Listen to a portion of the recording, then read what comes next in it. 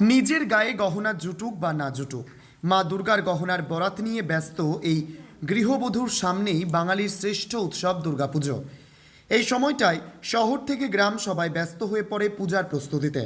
তবে পুজোর এক অন্যতম অঙ্গ হলো প্রতিমার সাজ। আর এই সাজের খ্যাতি এখন শুধু রাজ্যেই সীমাবদ্ধ নয়, বরং বিদেশেও ছড়িয়ে পড়েছে। পূর্ব মেদিনীপুরের পটাশপুর 2 নম্বর ব্লকের ঝুড়িয়া গ্রামের গৃহবধূ সুমিতা গিরিও তেমনই একজন শিল্পী, যিনি নিজের গায়ে গহনা না জুটলেও মায়ের জন্য গহনা তৈরি করেই আনন্দ পান। তার হাতে তৈরি ডাকের সাজের গহনা এখন শুধু বাংলা নয়, বিদেশেও জনপ্রিয়। বছরের পর বছর ধরে তিনি এই শিল্পের সঙ্গে যুক্ত রয়েছেন, যা তার ভালোবাসা ও নিষ্ঠার প্রতিফলন। সামনেই গণেশ পুজো, বিশ্বকর্মা পুজো এবং তারপর দুর্গা পুজো, লক্ষ্মী ও কালী পুজো।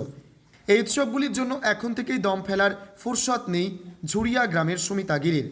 শোলার কাজ করা তার নেশা, ভালোবাসা এবং তার পরিবারের আয়ের অন্যতম উৎস। দ্রব্যমূল্যের ঊর্ধ্বমুখী বাজারে যখন অভাব নিত্যসঙ্গী, তখনও তিনি তার এই শিল্পকে আঁকড়ে ধরে আছেন। আচ্ছা, এই যে ডাকের সাজের কাজ, মানে এটা কত বছর ধরে করছেন? আমি প্রায় 10 বছর ধরে করছি এই কাজটা। মানে এই কাজ কি বাড়ির অন্য কেউ করে? হ্যাঁ, বাড়িতে সবাই করে এবং বাইরেও সবাই করে। মেয়েরা বাড়ি থেকে দিয়ে আসে ওদের কাছে, মানে ওরা দিয়ে করে বাড়িতে পাঠিয়ে দেয়। এই কাজের উপর কি সংসার চলে? হ্যাঁ, এই কাজের উপরে সংসার চলে। কাজের ফাঁকেও, মানে কাজের ব্যস্ততার ভিতরেও এই কাজ এসে আমাদের করতে হয়। সামনে তো দুর্গাপুজো, এই সময় কি খুব মানে কাজের চাপ থাকে? হ্যাঁ, এই সময় তো প্রচুর চাপ। সামনে গণেশ পুজো, তারপরে বিশ্বকর্মা, তারপরে দুর্গা। কাজের চাহিদাও এই সময় বেড়ে যায়। হ্যাঁ, এই সময় কাজের চাহিদা প্রচুর। আরও এলাকার আরও মহিলারা কি এই কাজের সঙ্গে যুক্ত? এই কাজের সঙ্গে সবাই যুক্ত। মানে এটা কি শুধু হাত খরচার জন্য নাকি সংসার না চালানো? না, আমাদের সংসার খরচাও এটা থেকে বেরিয়ে যায়। শোলার টুকরোগুলো দিয়ে তিনি তৈরি করেন নানান ধরনের গহনা, যেমন মুকুট, কানপাশা, নথ, হার, চুড়ি ইত্যাদি। তার স্বামী ও ছেলে মেয়েরাও তাকে এই কাজে সাহায্য করে। তাদের ছোট বাড়িটি এখন যেন এক কর্মযজ্ঞের কেন্দ্র। নিজেদের সংসারের অভাব অনটন থাকলেও মায়ের প্রতিমার জন্য গহনা তৈরি করতে তাদের ক্লান্তি নেই। যখন তিনি দেখেন তার হাতে গড়া গহনায় মায়ের প্রতিমা সেজে উঠেছে, তখন তার সমস্ত কষ্ট দূর হয়ে যায়। তার এই ভালোবাসা ও নিষ্ঠা এখন তার শিল্পের প্রধান শক্তি। পারিবারিক সমর্থন সুমিতা গিরির এই সফলতার অন্যতম কারণ। তার স্বামী বলেন, আমার স্ত্রী একজন গৃহবধূ হয়েও যে এত সুন্দর কাজ করে তাতে আমি খুব খুশি। এই কাজ আমাদের সংসার চালাতে সাহায্য করে, কিন্তু তার থেকেও বড় কথা হলো এই কাজ তার ভালোবাসা, তাই আমরা সবাই তাকে সহযোগিতা করি। অভাবের মাঝেও শিল্প বেঁচে থাকে, এই কথাটি যেন সুমিতা গিরির জীবন দেখে সত্যি মনে হয়।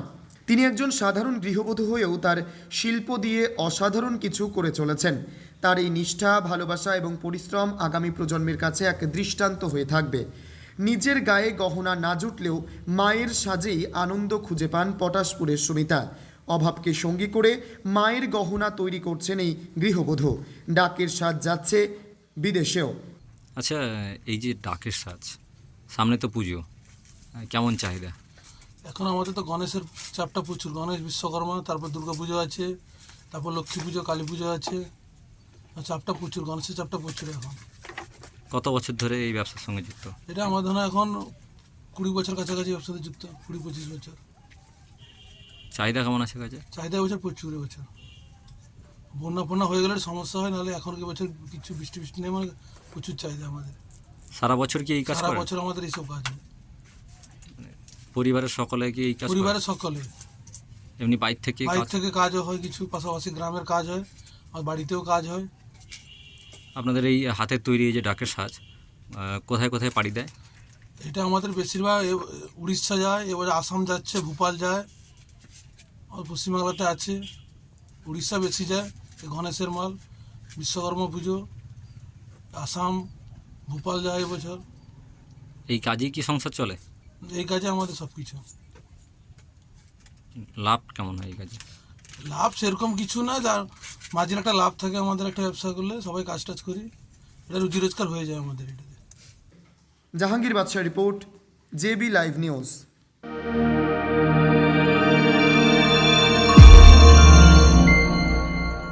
আপনারা দেখছেন জেবি লাইভ নিউজ, সব খবর সবার আগে।